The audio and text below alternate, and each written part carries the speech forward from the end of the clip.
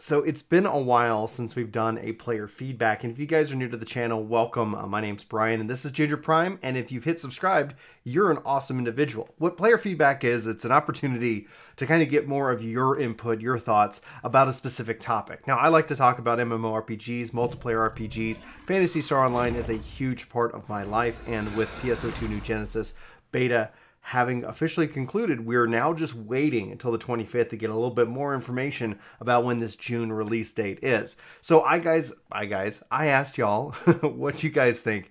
And so that's what we're going to do today. That's what this video is about. If you guys haven't seen these community polls, I post them at least a couple times a week, and I try to turn those into videos. This is a really good opportunity to hopefully highlight your voice and your opinion, not just with numbers and metrics, but also with your comments as well. So welcome, guys. I have not done a player feedback in a long time, and actually I do apologize about that. I have a goal, like when I look down at what I want to make this channel, I have a goal of trying to have one of these videos at least a week. And yeah, well, you know what, life is what it is, and hopefully you guys have been enjoying the content so far. So be sure to keep an eye out on the community page for these polls. They also do show up on YouTube from time to time, but if you do hit the like button on the polls, I think that helps increase its reach within our community here. Anyway, so I asked, or I almost thought of yesterday, I asked her, if you guys had the chance to play PSO2 NGS this weekend, what are your thoughts about the game? What did you like? What do you think that needs more work? And then your comments might be featured in an upcoming video. And that's what today is about. So 23% of you guys said love the changes, love the gameplay. 5% of you said the classes felt better than ever. 9% of you says that open world was the best. They didn't like the changes and they were disappointed. It comes in at 7%. And 56% of you guys here in the community who voted said that you didn't have the chance to play. But we'll go ahead and dive into your comments right now. Let me make sure, yeah, cool. It's lined up perfectly. And if I butcher your names, I apologize. If you guys are new, you might not know my unofficial title is the Butcher of Words. So there we go. Thal says, the open world looked beautiful in the footage that they got to see. And it's not just beautiful, like the footage itself, I don't think does it justice. Playing in the world itself, feeling how connected it all is, how you kind of zone in and how that's all kind of being managed in the background is incredibly nice. Now, one thing I did find disappointing about it is that the system still uses the block system. So if your friends are on a different block, they're going to have to be on your block in order to invite you into a party. Hopefully that gets addressed at some point in the future, whether at release or at some point down the line. My hope is we can get to a kind of a pure drop in, drop out, kind of grouping with your friends. Like, hey, if you're on my friends list and my party's set to open, you should just be able to kind of just go to the same block that I'm at instantly. So, hey, join friend and let the game just kind of handle it. Trying to sync up on blocks and kind of figuring that out was a little bit of a frustration just because I wasn't expecting it, but maybe that's more on me. But yeah, running around the world itself, I loved also the different biomes, going into the water, actually being able to swim was a real shock to me because I didn't expect that. I didn't expect that at all. And I cannot wait to see what lies beyond the red bordered walls that they kind of kept us out of those different zones. John says, I didn't play, but everything that I watched and read is promising, and they're going to dive in June.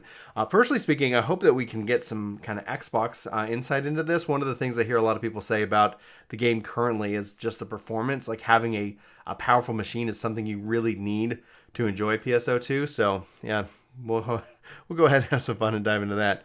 Cold Up says, played the beta, everything looked beautiful, the class changes were very interesting to see and experiment with, and overall it was very fun.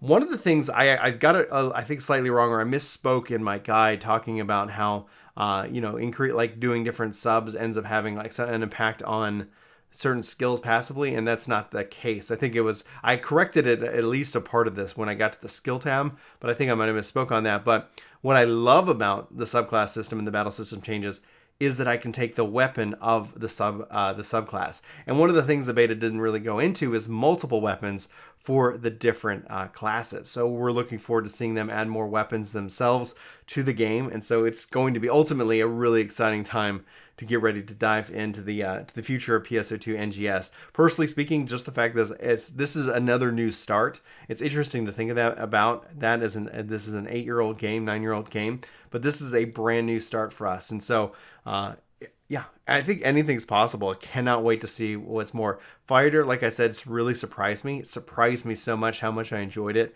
And right now I'm just thinking I might just do Fighter Sub Force. I might just, who knows? It's kind of nice that there isn't really an established meta in which that it's like this is the one way you play this class, and it kind of allows for a lot more experimentation. And hopefully we get to see that continue on for a long time to come.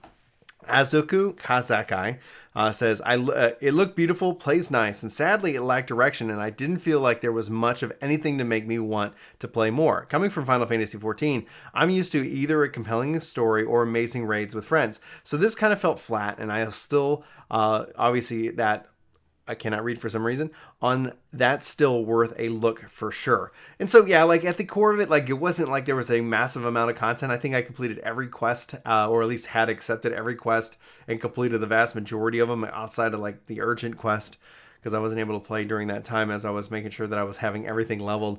But yeah, like I think we're only just scratching the surface. It's all about potential. I really value, and if you guys you should know this about me. I really value the potential of games.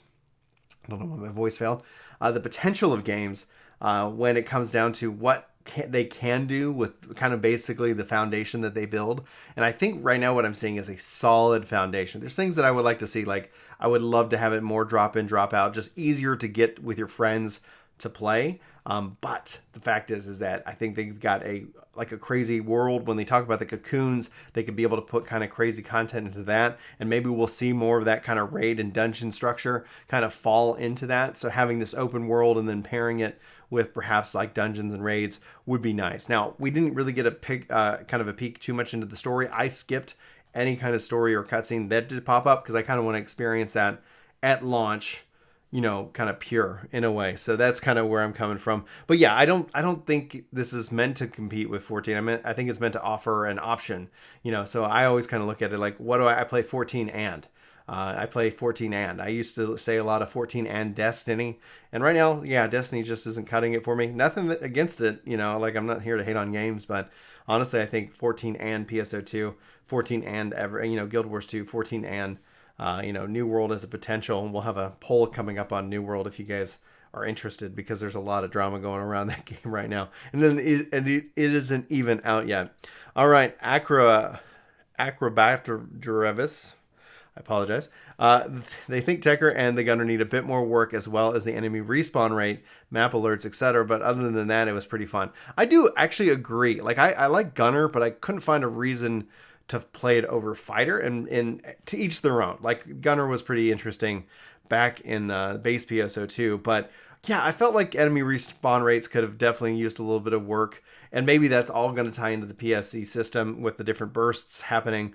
Obviously, that increased rare speed, enemy respawn itself, but the world itself I thought was beautiful. And once I kind of ended up finding kind of these packs of enemies that kind of had a good respawn loop, so you'd go from A to B to C in terms of leveling, and perhaps I'll put a guide together on that once the game's released, because I don't know if they're going to adjust that. I don't know if they were just kind of playing it easy just in terms of like, let's not overwhelm the systems themselves. But yeah, I thought that there were especially a couple of areas where it's like, man, there's not enemies around at all, and then occasionally you'd find one, and it's like, oh good, so definitely don't go here to level if you're needing to get lots of kills. Anyway, Mana Razor follows it up with our last comment for this video. Says, solid stability as far as the beta goes. Actually, I totally agree. Now, I didn't get in at, when it launched because we were doing Final Fantasy XIV FanFest, but the stability I thought was incredible. And that was actually really exciting to see. Hopefully, launch goes that way. We've all had horrible games as a service launches, but maybe the fact that the game's currently on anyway kind of helps get the servers ready to go. I might have DC once in 24 hours that they played. I didn't get kicked out at all. The world was breathtaking. Every sunrise, I would stop and see what was going on and just watch it. I played Fighter, but it felt too clunky. You seem to be locked in animations for a long time, making it difficult to counter and dodge. Hunter was a blast, but still suffered from less animation. But I think that might be just due to the PAs that we had. Ranger was really good, but it needs a major nerf, and the dodge and normal attacks out DPS every other PA on Ranger. And as far as I'm concerned, 90% of the groups of 32 that I was in had aggro simply by just dodge spamming. The wall jump is horrendous and needs changing or getting rid of, and probably a lot more I could say, but that's for the survey.